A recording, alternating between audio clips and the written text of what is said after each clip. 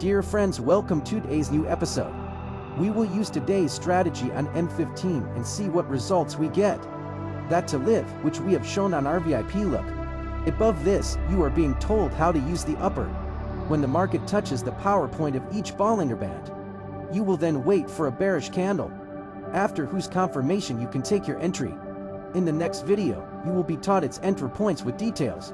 Now you can save its settings and apply them on your chart and practice on your demo board for practice.